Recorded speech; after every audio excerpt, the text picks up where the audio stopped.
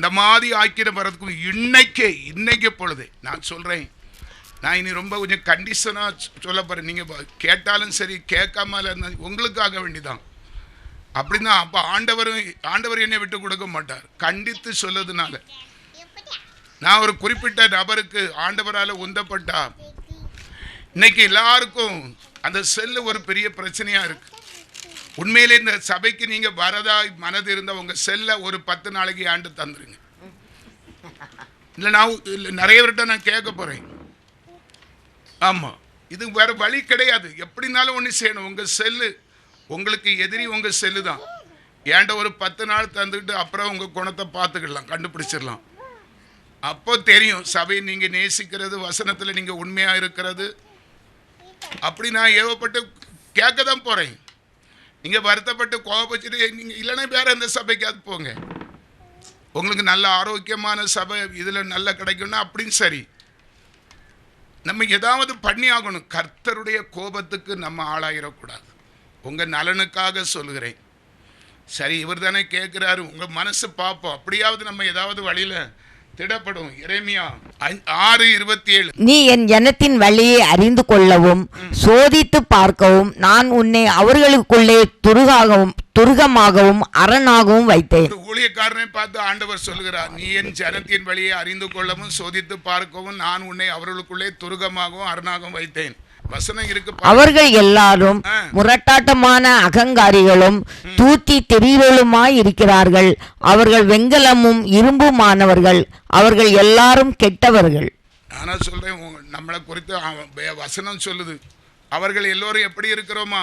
முரட்டாட்டமான அகங்காரிகளும் தூத்தி திரிகிறவர்களுமாய் இருக்கிறார்கள். அவர்கள் வெண்கலமும் இரும்புமான, அவர்கள் எல்லோரும் கெட்டவர்களாம்.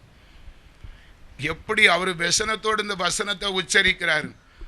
இது எத்தனை பேருக்கு பிரயோஜனமா இருக்கு? உண்மையிலே சொல்லுங்க, உங்க மனசார தொட்டு சொல்லுங்க. நீங்க நல்லவர்களா இருந்தா உங்களுக்கு பிரயோஜனமா இருக்கும். இவனுக்கு வேற வேலை சொல்லலையா, என்னைக்கு வந்தாலும் இவன்ட இதை கேட்டுட்டு தான் போடணும்னு நினைச்சிங்கன்னா நீங்க எந்த லிஸ்ட்ல இருக்கீங்கன்னு நீங்க புரிஞ்சுக்கிடுங்க. கர்த்தர் உண்மையை சொல்லுகிறார். வேத வசனத்துக்கு புறம்பா நான் எஸ்டா என் மனசுல இருந்து பேசுறேன், நீங்க கேளுங்க. வசனம் சொல்லுது, அவர்கள் எல்லோரும் முரட்டாட்டமான அகங்காரிகளும் தூற்றி திரிகிறவர்களுமாய் இருக்கிறார்கள். அவர் வெண்கலமும் இரும்பான, அவர்கள் எல்லாரும் கெட்டவர்கள் என்று சொல்லுகிறார். 29 பாருங்க. 29 துருத்தி வெந்தது, ஈயம் நெருப்பினால் அழிந்தது, புடமிடுகிறவனுடைய பிரயாசம் விருதவாய் போயிற்று, பொல்லாப்புகள் அற்று போகவில்லை. சொல்லுங்க, துருத்தி வெந்தது. ஆண்டவர் துருத்தியை வச்சு ஊதி ஊதி பார்த்தார். பல வருஷம் மாச வாரமா இதான் நடக்குது. மகனே திரும்பு, மகளே திரும்பு, ஐயா திரும்பு, அப்பா திரும்பு, அண்ணைய திரும்பு, தம்பி திரும்பு, நல்லா திரும்பணும். அல்லேலூயா. இப்ப துருத்தி வெந்து போச்சு. அந்த துருத்தி ஈயத்தை உருக்கிற துருத்திக்கே போதுனி ஆயிப்போச்சு, களைப்பாய் போச்சு. துருத்தி வெந்தது, ஈயம் நெருப்பினால் அழிந்தது, புடமிடுகிறவனுடைய பிரயாசம் விருதுவாய் போயிட்டு.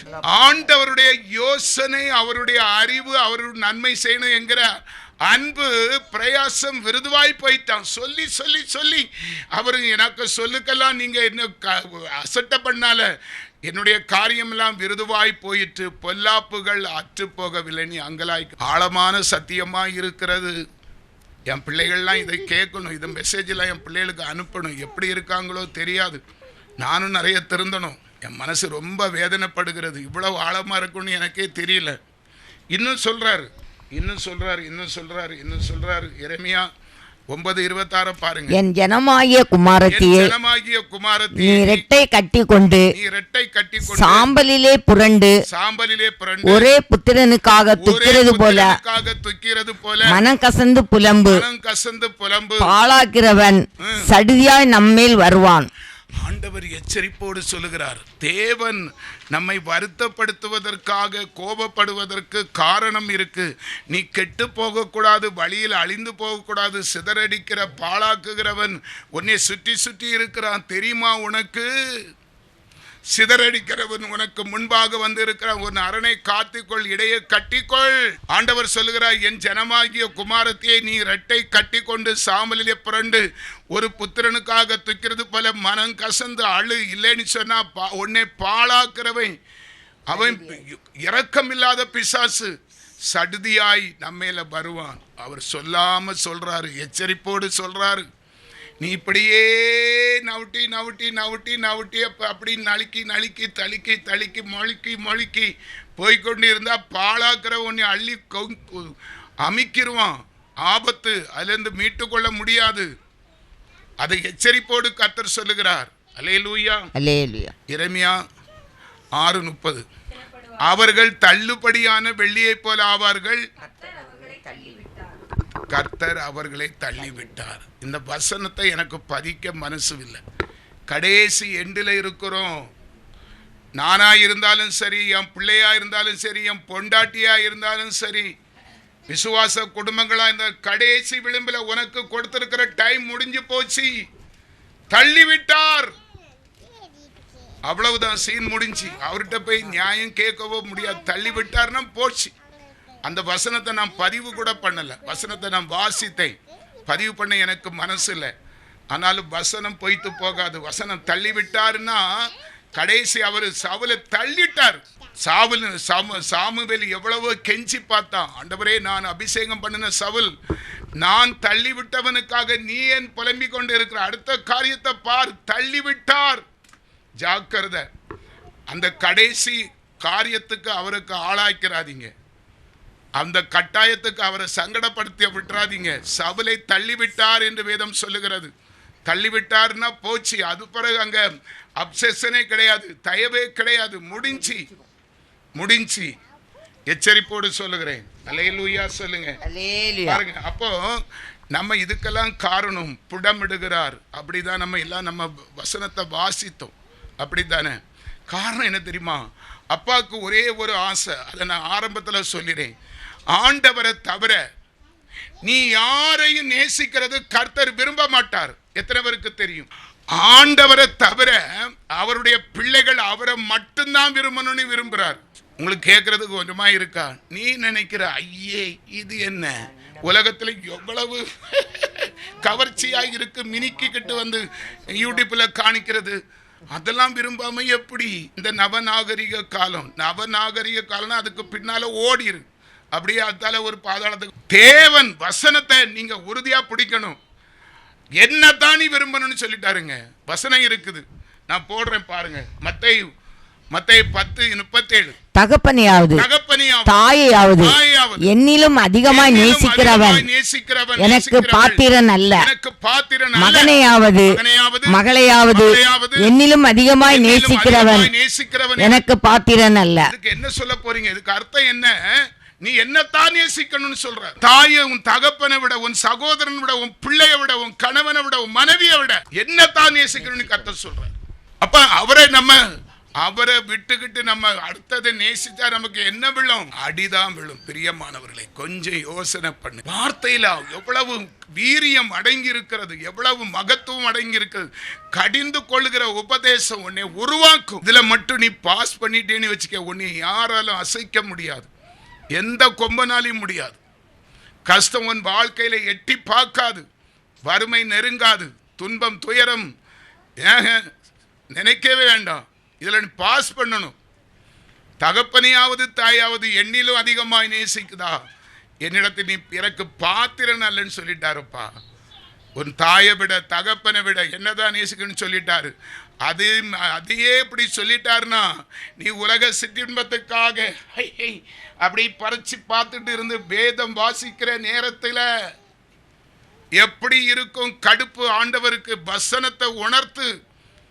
தகப்பண்டே பேசாத, தாயோட ஏண்டதான் பேசுன்னு சொல்றவரு, நீ அதுக்கு ஒண்ணுங்கில்லாத அற்ப காரியத்துக்காக பார்த்தா எவ்வளவு व्यसனப்படுவார். அப்போ ஆண்டவர் எதிர்பார்க்கிற காரியம் நம்மிடத்துல இருக்கணும். அதுக்கு ஒரு 4 வசனம் ஆவியில உந்தப்பட்டு நான் கற்றுக் கொடுக்கிறேன். இதை ஃபாலோ பண்ணுங்க. நிச்சயமாய் அந்த புடமிடுகிற தேவனிடத்திலிருந்து நம்ம தப்பித்து கொள்ள போறோம். அடுத்த ஸ்டேஜுக்கு ஆண்டவர் ஆயத்தப்படுகிறார். உன் களிம்பு நீங்க, நான் உன்னை புடமிடுவேன் என்று சொல்லுகிறார். அது எட்டிக்காய் போல கசக்கும், நீ தாங்கிட மாட்டாய். புடமிடுகிறது நான் என்னோ நினைச்சேன், அது இப்படி வந்து முடியுது. அடுத்த ஸ்டேஜுக்கு உன்னை அவர் ஆயத்தப்படுறதுக்கு முன்னால நீனே திருந்திரு. இல்லை ஆண்டவரே, நானே பார்த்துக்கிறேன், நானே மனம் திரும்புகிறேன், நானே ஒத்துக்கிடேன் அப்படின்னு சொன்னா உனக்கு டைம் தருவார். அல்லேலூயா. அல்லேலூயா. சில ஆலோசனை பாருங்க. ரோமருக்கு எழுதின நிருபம் 12:2.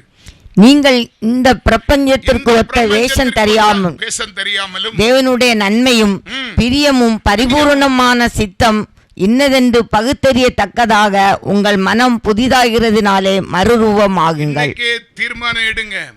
நீங்கள் இந்த பிரபஞ்சத்துக்கு ஒத்த வேஷம் தெரியாமல் உலக மனுஷர் தான் யூடிப்பு, அந்த யூடிப் அது இது சப்பு சவறு சைடில் பக்கவாட்டில் வர்றது, அந்த சேனல் இந்த சேனல், இந்த பிரபஞ்சத்திற்கு ஒத்த வேஷம் தெரியாத தேவனுடைய நன்மையும் பிரியமும் பரிபூரணமான சித்தம் என்னதென்று பகுத்தறியத்தக்கதாக உங்கள் மனம் புதிதாகிறதுனாலே மறுரூபமாகுங்கள். அபிஷேகம் மறுரூபமாக்குறது. நீ மறுரூபம் ஆகணும். உலக சிட்டை எல்லாத்தையும் விட்டு ஒதுங்கிரு. எல்லாத்திலையும் ருசி கண்ட பூனை இது. இந்த பூனை ருசித்த பூனை. எல்லாத்தையும் ஆண்டு அனுபவிச்சிருக்கிறேன். ஆண்டவருக்கு என்னைக்கு பரிசுத்த வேதாகமத்தை கையில் எடுத்தனும் எல்லாத்தையும் டக்கு டக்குன்னு தூக்கி எறிஞ்சிருக்கிறேன். அதுதான் புதிதாக்கப்பட்டு நிற்க முடியுது. பழச பிடிச்சுக்கிட்டு அது நான் விடமாட்டேன். அது என்னுடைய ஜென்ம சோவை. நான் பிரியப்படுறது, நான் நேசிக்கிறது, நான் அதில் நான் தொங்கிட மாட்டேன். ஆண்டவர் மறுரூபமாக செல்கிறார். பின்ன பாருங்க 2 கொரிந்தியர் 4வது அதிகாரம் 16வது வசனம். ஆனபடினாலே நாங்கள் சோர்ந்து போகிறதில்லை. எங்கள் புறம்பான மனுஷனானது அழிந்தும் உள்ளான மனுஷனானது நாளுக்கு நாள் புதிதாக்கப்படுகிறது. பவுல் சொல்லுகிறான், ஆண்டவரே பல விதங்களில் நான் நெருக்கப்படுகிறேன், வேதனைப்படுகிறேன், ஆனாலும் நாங்கள் சோர்ந்து போகிறதில்லை. எங்கள் புறம்பான மனுஷனானது அழிந்தும் உள்ளான மனுஷனானது நாளுக்கு நாள் புதிதாக்கப்படுகிறது. ஆண்டவரே நாங்கள் வருத்தப்பட்டாலும் கப்பல் இதில் நிறைய சேதம். அவனுக்கு 40 சவுக்கடி கிடைச்சது. பவுலுக்கு நிறைய துன்பப்பட்டான். அது வெளியான துன்பம்தான். அது எங்களுக்கு புறம்பான மனுஷனானது அழிந்து என்னுடைய புறம்பான சரீரம் அடித்து நொறுக்கப்பட்டும் உள்ளான மனசு நாளுக்கு நாள் புதிதாக்கப்படுகிறது. அதை ஒருவனும் டச் பண்ண முடியாது. நாராயண வடிவு பார்க்கறதுக்கு கிழவை அப்படி இப்படி ஒரு சைஸா இருக்கிறான். இனி கொஞ்ச நாளில் இவனு மண்டே போட்டுருவான்னு தான் தோணும். ஆனா எனக்கு உள்ளுக்குள்ள ஒண்ணு இருக்குது. அது நாளுக்கு நாள் டிக்கி டிக்கி டிக்கின்னு தான் ஏறுது. பிரஸ் அப்படி அந்த சார்ஜ், அந்த பேட்டரி சார்ஜ் ஏறுது. அல்லேலூயா சொல்லுங்க. தயவுத்தை திடப்படுங்க. நாளுக்கு நாள் உள்ளான மனசு உங்களுக்கு புதிதாக்கப்பட வேண்டும் என்று கர்த்தர் சொல்லுகிறார். அல்லேலூயா. எபேசியருக்கு அடுத்த சில ஆலோசனை. இதை விட்டு விடாதீங்க. எபேசியர் 4வது அதிகாரம் 23வது வசனம். உங்கள் உள்ளத்திலே புதிதான ஆவி உள்ளவர்களாகி என்ன செய்யணும்? உடனே சடனா செய்ய வேண்டிய காரியம், நம்ம உள்ளத்திலே புதிதான ஒரு ஆவியை உண்டாக்கி கொள்ளணும். அதுக்கு என்ன செய்யணும்? உபவாசிக்கணும். சாப்பிடவே கூடாது. ஐயோ அப்ப இருக்கிறது நான் நடக்காட்டாலும் பரவாயில்லை, கர்த்தர் தாங்குவார். உபவாசம் ஜெபனி சொல்லி ஒரு அடையாளத்தை போட்டு நீ உட்கார்ந்து பாரு. கர்த்தர் உன் பட்சத்தில் தான் இருப்பார். ஹலோ, பட்டினி கிடக்கிறதுக்கு சொல்லல. உபவாசம் நீ தீர்மானம் எடுத்து ஜெபித்து பாரு. அந்த ஜெபத்தில் ஒரு தனித்தன்மை நீ காண முடியும். வைராக்கியம் உள்ள ஜெபம். நான் புசிக்க மாட்டேன், குடிக்க மாட்டேன், எனக்கு இந்த காரியம் கிடைக்கிறது வரைக்கும் அப்படி ஒரு தீர்மானம் எடுத்து உங்கள் உள்ளத்தில் புதிதான ஒரு ஆவியை நீங்க வரவழைச்சி பாருங்க. என் பிள்ளை என் மகன் செபிக்கிறவன் உண்மையிலே அவன் செபிக்கத்தான் செய்யறான்னா உன்னுடைய பலவீனத்துக்கு கேரண்டி அவர் ஆயிடுவார். நீ பட்டினி கிடக்கிறதுக்கும் உபவாசித்து செபிக்கிறதுக்கு உள்ள வித்தியாசம். நீ 4 நாள் விடாம செபித்து உபவாசித்து ஜெபமணி பாரு, ஆவியானவர் இறங்கிரும். அப்ப நீ என்ன செய்யணும்? 2வது காரியம், உங்கள் உள்ளத்திலே புதிதான ஆவி உள்ளவர்களாகி. 24வது வசனம். மெய்யான நீதியிலும் பரிசுத்தத்திலும் தேவனுடைய சாயலாக சிருஷ்டிக்கப்பட்ட புதிய மனுஷனை தரித்துக் கொள்ளுங்கள். முயற்சி எடுத்துரு. இனி விடாத. இனி இன்னைக்கு கிருபையின் காலம் முடிவுக்கு வந்திருக்குது. எனக்கு இது ஒரு பெரிய இன்னைக்கு இந்த வார்த்தை இனி அடுத்த ஸ்டேஜ் கொண்டு போ. நான் இனி விட மாட்டேன். இனி அடுத்தது நல்ல பெரிய பெரிய அற்புதம் நடக்கணும், மிராக்கள் நடக்கணும்.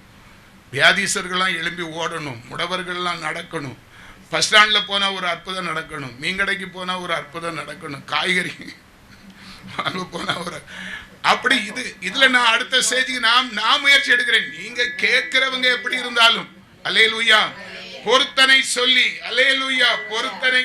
சிலவங்க அழகாக பொருத்தனை செய்வாங்க. நான் அப்படி செய்திருவேன், ஆண்டவரே எனக்கு மட்டும் இது நடந்தாகும்.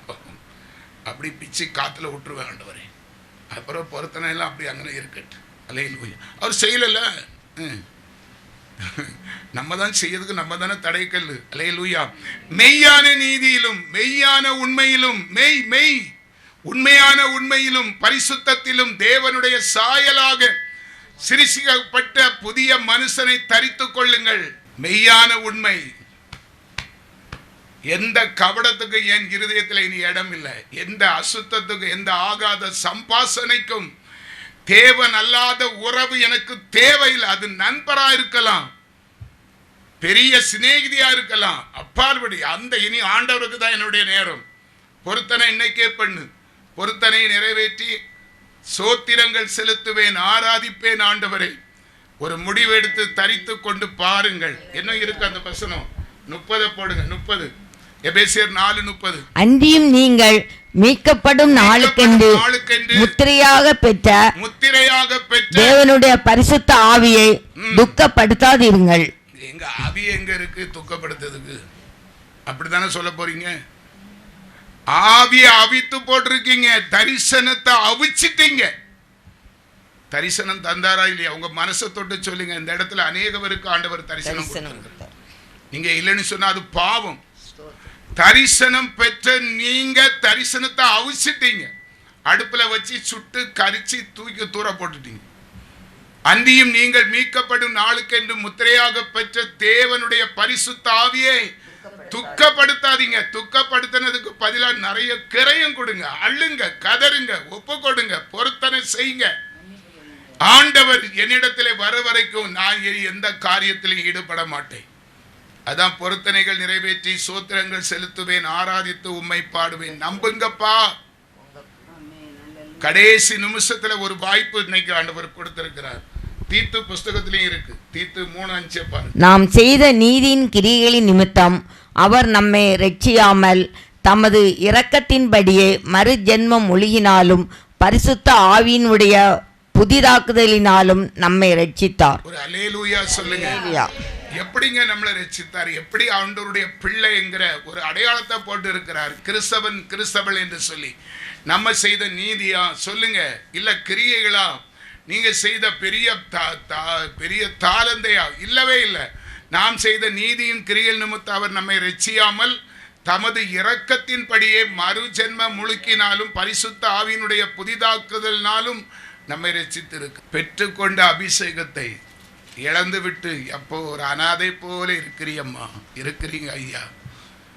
எல்லாத்துக்கும் நான் கொடுத்தேன்னு தான் சொல்றார். இப்போ ஜபத்துல கேட்டாலும் சொல்லுவார், உனக்கு என்ன தெரியும் வடிவு, நாராயண வடிவு. எல்லாருக்கும் நான் கொடுத்து அவங்க எல்லாம் அவிச்சு அடுப்புல போட்டு சுட்டுட்டாங்க. எல்லாரும் பெற்றிருக்கீங்க. சொப்பனம் காண்கிறது ஒரு ஒரு ஆண்டவருடைய பிள்ளைங்கிற முத்திரையை தரிச நீ சொப்பனம் கண்ட, அதுதான் தரிசனம். அதை புதுப்பிக்கணும். ஆண்டவரை இப்படி கண்டேன்னு, அதை நான் விட்டுட்டேன்னு, அதை கேட்டேன்னு. என்னைக்காவது நீ கேட்டிருப்பியா? அது அங்கே கிடக்கு. இனி சுருக்கமாக நான் முடிக்கிறதுக்கு பார்க்குறேன். தானியேல் தீர்க்கதரிசி புஸ்தகம்.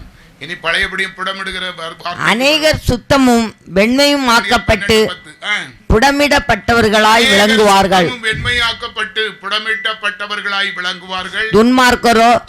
துன்மார்க்கமாய் நடப்பார்கள். துன்மார்க்கரில் ஒருவனும் உணரான். ஞானவான்களோ உணர்ந்து கொள்வார்கள். கடைசியாக ஆண்டவர் புடமிடுகிறதை பற்றி, அநேகர் சுத்தமும் வெண்மையாக்கப்பட்டு புடமிடப்பட்டவர்களாய் விளங்குவார்கள். நான் சொல்றது புரியுதா? நிறைய பேர் பயத்தோடு இருக்கிறீங்க. சபையில நிறைய பேரை நான் பார்க்குறேன். எனக்கு எல்லாம் தெரியும். கிரியெல்லாம் நான் அதுக்காக கர்த்தரை நான் துதிக்கிறேன், சோத்தரிக்கிறேன். ஆண்டவரே, இப்படியாய்ப்பட்டவங்களுக்கு இந்த உஷா சகோதரி அங்கேருந்து வருவாங்க. அவங்க சொல்றதை பார்த்தா ஆச்சரியமா இருக்கும். அப்படி பர்ஃபெக்டா தரிசனம் கொடுப்பார். அநேகர் சுத்தமும் வெண்மையாக்கப்பட்டு புடமிட்டவர்களாய் விளங்குவார்கள். சில துன்மார்க்கமாய் தன்னுடைய செம்ம சுவாபம், தன்னுடைய செம்ம புத்தி கோணம், அந்த உள்ளுக்குள்ள இருக்கிற ஆக்ரோஷம், ஆணவம், விட முடியலன்னு சொல்லுகிற திமிரு, அப்படியாய்ப்பட்டவர் தான் துன்மார்க்கர். துன்மார்க்கமாய் நடப்பார்கள். துன்மார்க்கரில் ஒருவனும் உணரான். அந்த மாதிரி சிந்தனை உள்ளவர் ஆவிக்குரிய சிந்தனை வருங்காலத்தை குறித்தோ ஏதோ கேட்டு நான் இயேசுட்ட பண்ணியாச்சு, செவம் பண்ணியாச்சு. சோத்திரம் இசப்பா, எனக்கு இதை செய்திருங்க. படிச்சாச்சு. இப்படிதானே நீ வஞ்சிக்கப்பட்டு இருக்கிறாய். அல்லேலூயா. துன்மார்க்கரில் ஒருவரும் உணர்ந்து சில நேரங்கள்ல மணிக்கூறு கணக்காகும் நான் அதிலிருந்து விடுபட்டு வர்றதுக்கு. அவரு ஒரு ஒரு அடையாளத்தை போடுவார். உன்னை மன்னிச்சுட்ட, இனி அடுத்த காரியத்தை பாரு சொல்ற வரைக்கும் அந்த மனசாட்சி கேட்காது. ஐயோ இப்படி நான் சொல்லிட்டேனா, இப்படி வாய்ப்பதிரி சொல்லிட்டேனா, இப்படி நடந்துட்டேனா, இப்படி நான் இருக்கலையா அப்படின்னு சொல்லி உந்தப்படணும். அதாங்க ஆரோக்கியமான புடமிட்டவர்களாய் விளங்குகிறது. எதை குறித்தும் எவ்வளவுதான் யார் என்ன சொன்னாலும் சொல்லவன் சொல்லிட்டே இருக்கட்டும். ஒரு ஏமாத்துகிற ஒரு ஒரு வித்தையை படிச்சிருக்கோம் நாம. பொய் சொல்ல வித்தை. பொய் சொல்லுகிறதே ஆபத்துக்கு அடையாளம். நல்லா நான் படிச்சிட்டேன். படிச்சியாப்ளோ ஜெபம் பண்ணியாச்சு. அல்லேலூயா. ஞானவான்களுக்கு இது ஆழமான சத்தியம் புரிந்து கொள்ளுங்கள். கடைசியாக வெளிப்படுத்தின விசேஷ ஒரு 3 வசனத்தை சொல்லி நான் செபிக்க ஆசைப்படுகிறேன். சொல்லுகிற கடைசி ஆலோசனை, இதுலயும் நீ சரி பார்க்கப்படலாம். நீ ஐஸ்வர்யவன் ஆகும்படிக்கு, மறுபடியும் புதுப்பிக்கும்படிக்கு, மறுரூபம் ஆகும்படிக்கு நெருப்பிலே புடமிட்ட பொன்னையும் உன் நிர்வாணமாகிய அபலட்சணமும் தோன்றாதபடிக்கு நீ உடுத்தி கொள்வதற்கு வெண்வஸ்திரங்களையும் என்னிடத்தில் வாங்கி கொள்ளவும் நீ பார்வை அடையும்படிக்கு உன் கண்களுக்கு கலிங்கம் போடவும் வேண்டும் என்று உனக்கு ஆலோசனை சொல்லுகிறேன். உண்மையிலே இந்த பிரசங்கம் எத்தனை பேருக்கு இன்னைக்கு உங்க மனசாட்சியை தட்டி எழுப்பிட்டு உங்க அறியாம சின்ன தவற கூட என்னை சரிப்படுத்துவேன் என்கிற ஒரு நல்ல நம்பிக்கை உங்க இருதயத்தில் துளிர் விடுகிறது. நம்ம இன்னும் அதிகமாய் பெலப்படணும், பிடமிடப்படணும், ஒத்துக்கொள்ளணும். அவர் நம்மளை தொடதுக்கு முன்னால நம்மளை வாலியண்டராட்டு நம்ம திருத்தி கொள்ளணும். எத்தனை பேருக்குள்ள ஆசை இருக்குது? உண்மையிலே நீங்கள் பாக்கியவான்கள். அந்த எண்ணங்கள் வந்தாலே நீங்க சரியாயிருவீங்க. ஆண்டவர் சரிப்படுத்தும்படி ஆலோசனை சொல்லுகிறார். இதையெல்லாம் நம்ம கேட்க மனசு இல்லைன்னா கவனிங்க. அபலட்சணம் தோன்றாதபடிக்கு உடுத்தி கொள்வதற்கு வெண்வஸ்திரங்களையும் என்னிடத்தில் வாங்கி கொள்ளவும் பார்வையடையும்படிக்கு உன் கண்களுக்கு கலிங்கப்படவும் வேண்டும் என்று உனக்கு அவருடைய ஆலோசனை கேளுங்க. வேதத்தை படிங்க.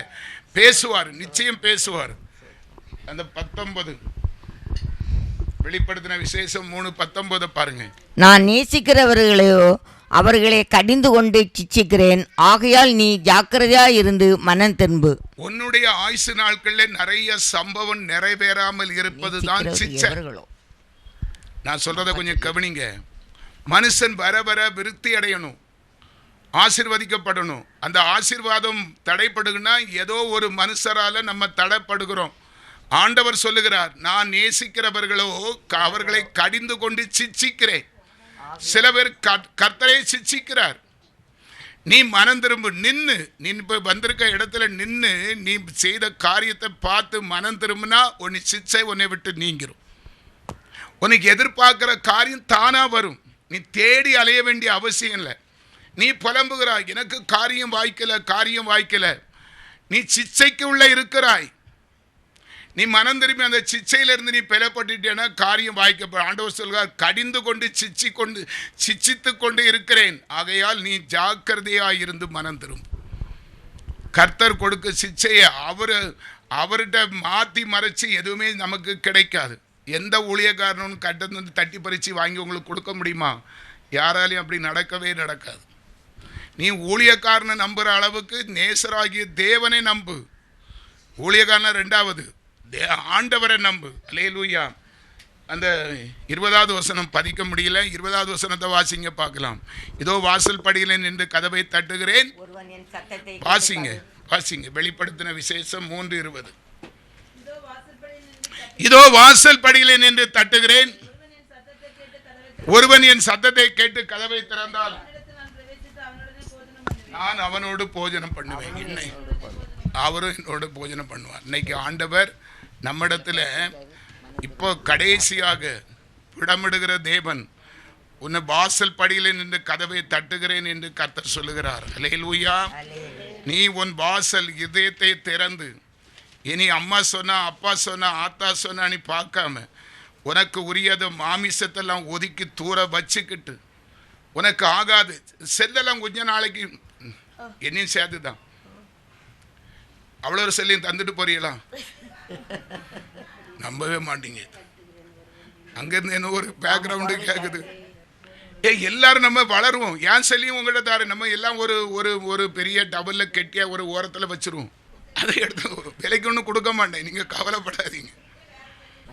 அல்லேலூயா ஸ்தோத்திரம். பிரியமானவர்களே, கர்த்தர் நிறைய வார்த்தை நம்மளோடு பேசியிருக்கிறார் இல்லையா? ஆண்டவர் இதே வாசலை நமக்கு தட்டுகிறார். தயவு செய்து அவருடைய சத்தத்தை கேட்டு, நான் உங்களை சுத்த பொன்னாக புடமிடுவேன் என்று சொன்ன வார்த்தையின்படி இதுவரைக்கும் கடந்து வந்த பாதைகள் புடமிடப்பட்டு நம்ம தேரலியா இன்னைக்கே மறுரூபமாயிரும். நம்முடைய களிம்பு அவர் எடுத்தால் நம்மளால் தாங்க முடியாது. அதுக்கு முன்னே நம்ம மனம் திரும்பி அவர் சொன்ன அபிஷேகத்தை விட்டு விடாதபடி காத்திருந்து மறுரூபமாக்க மனதாயிருந்து உபவாசித்து பொருத்தனைகள் ஏறெடுத்து கர்த்தருடைய சமூகத்திலே காத்திருந்து கண்ணீர் விடுத்து, ஆண்டவரே நீர் எனக்குள்ளே வருகிற வரைக்கும் இதோ வாசல் படியிலே நின்று கதவை தட்டுகிறேன், ஒருவன் என் சத்தத்தை கேட்டு கதவை திறந்தால் அவனோடு வாசம் பண்ணுவேன் என்று நல்ல ஒரு வாய்ப்பை கொடுத்திருக்கிறார். இன்னைக்கு அந்த நாள் ரட்சிப்பின் நாள், விடுதலையின் நாள், நம்முடைய சுயம் மாறக்கூடிய நாள், நம்ம விடுதலை பெறக்கூடிய நாள். நம்மை குறித்து ஆண்டவரே சாட்சி சொல்லுவார். என்னுடைய மகன் ஊதாரித்தனமாக என் சொத்தை வாங்கிட்டு போனான், இப்ப நல்ல புத்தி உள்ள மகனாய் திரும்பி வந்திருக்கிறான். கர்த்தர் சாட்சி சொல்லுவார். என்னுடைய மகள் நிர்விசாரியாய் இருந்தாள், இப்போது தன்னை மாற்றி இருக்கிற, நான் அவளை குணமாக்குவேன், நான் அவனை விடுவிப்பேன். எங்கள் தலையை எண்ணெயால் அபிஷேகம் செய்து விட்டீர். இன்றைக்கு ஒரு புதிய காரியத்தை நம்ம வாழ்க்கையிலே செய்து வைத்திருக்கிறார். அவருடைய அபிஷேக தைலம் நம்முடைய சிரசிலே இருக்கிறது. இது என்னாலும் நம்ம கூடவே இருக்கும். இது நம்ம குளிச்சா போகாது. நம்ம மாமிசத்துக்குரிய அபிஷேகம் இல்லை, ஆவிக்குரிய அபிஷேகம். நம்முடைய ஆத்துமா விலையேற பெற்றதாய் மாறுவதற்குரிய அபிஷேகத்தை எண்ணெயால் அபிஷேகம் செய்து விட்டீர். நம்மை பிடமிடப்படா தேவனை பிடமிடாதபடி நானே என்னை பிடமிட்டுக் கொள்ளுகிறேன் ஆண்டவரே, நானே என்னை வருத்தி கேட்டுக்கொள்ளுகிறேன் ஆண்டவரே. நான் உபவாசத்தோடு தேவ சமூகத்தில் காத்திருப்பேன் ஆண்டவரே. என் சரீரம் ஒடுங்கி போனாலும் பரவாயில்லப்பா, நான் செத்தாலும் சாகிறேன். கர்த்தருடைய அன்பை, ஆசீர்வாத, சமாதானத்தை, அபிஷேகத்தை பெற்று ஆண்டவருக்கு பிள்ளையாக வாழ விரும்புகிறேன் என்று சொல்றவங்க வலது கரத்தை உயர்த்துங்க. ஒரு தீர்மானத்தோடு போவோம். ஆண்டவரே, உம்முடைய சமூகத்திலே எங்கள் கரங்களை பிடித்து கொள்ளும். ஆண்டவரே, நான் உங்களை சுத்த பொன்னாக பிடமிடுவேன், நீங்கள் சுத்த பொன்னாக மாற்றப்படுவீர்கள். ஆண்டவரே, நாங்கள் மண்ணிலிருந்து எடுக்கிற வைரம் அல்ல, பட்ட தீட்டப்பட்ட வைரம். ஆண்டவரே, நீர் சுத்த பொன்னாக என்னை மாற்றும் போது நான் சொலிப்பேன் என்று பக்தன் பாடினது போல நாங்கள் ஸ்டோர் ரூமில் பார்க்கிறவர்களுக்கு அழகு கொடுக்கிற வைரமாக பொன்னாக விளங்கும்படி ஆண்டவர் எங்களை உருவாக்கி விட்டீரப்பா. உம்முடைய வார்த்தை எங்களை புடமிட்டு விட்டீர். உம்முடைய வார்த்தை 7 சுள்ளையில வச்சு வெளுக்கிற சுத்த பொன்னாக எங்களுக்குள்ளே அது பதிந்து விட்டது. இனி நாங்கள் துக்கமடைவதில்லை. பிசாசுக்கு பிள்ளை இல்லை, நாங்கள் ஆண்டவருக்கு பிள்ளை, தேவனுடைய பிள்ளைகள். எங்களை குறித்து பரியாசம் பண்ணுகிறவர்கள் முகத்திலே நாங்கள் கரிய பூச போற ஆண்டவரே, சிதறடிக்கிறவன் எங்களை விட்டு இனி வர எங்கள் வீட்டு எல்கை பக்கமே காண மாட்டான். நாங்கள் சிதறடிக்கிறவனை சிதறடிக்கிற வல்லமையை பெற போகிறோம். ஆவியின் தன்மை இரட்டிப்பாக எங்கள் சிரசிலே அபிஷேகம் பண்ணப்பட்ட அந்த அபிஷேக தைலம் எங்களை உருவாக்கி செயல்படுத்தும். நிச்சயமாக செயல்படுத்துவீர் கர்த்தர், அதை செய்வீர். நாங்கள் நன்மையை பெற்று உமக்கு சாட்சிகளாய் இருக்க போகிறோம். கர்த்தாவே, உம்முடைய பிள்ளைகள் கரங்களை உயர்த்தி அறிக்கை செய்ததை ஆண்டவரும் கேட்டார். எல்லாரும் அறிக்கை செய்வோமா? ஆண்டவரே, நாங்கள் உமக்கு உண்மையும் உத்தமமாய் வாழ இன்னைக்கு நீர் எங்களோடு பேசின வார்த்தையின்படி நாங்கள் நடக்க எங்களை ஒப்பு கொடுக்கிறோம். அந்த கிருபை எங்களுக்கு தாரும். அதை செய்து முடிக்க, அந்த பொருத்தனையை செய்து முடிக்க, ஜெபத்தை செய்து முடிக்க, பரிசுத்த ஆவியை பெற ஆண்டவர் எங்களுக்கு உதவி செய்யும் என்று கேட்கிற ஒவ்வொருவருக்கும் ஆவியானவர் உதவி செய்வார். நீ ஆயத்தப்படு, ஜெயமோ கர்த்தரால் வரும். நாங்கள் ஜெயம் எடுக்க போகிறோம், ஆயத்தப்பட போகிறோம், ஜெயத்தை பெற்றுக்கொள்ளப் போகிறோம். உம்முடைய நாமத்தை சாட்சியாக உயர்த்த போகிறோம். உம்முடைய நாமம் மட்டும் மகிமைப்படட்டும். துதிகன மகிமையெல்லாம் உமக்கே நாங்கள் செலுத்துகிறோம். இரட்சகர் இயேசுவின் நாமத்தில் தாழ்மையின் ஜெபம் கேளும் ஜீவன் உள்ள நல்ல பிதாவே.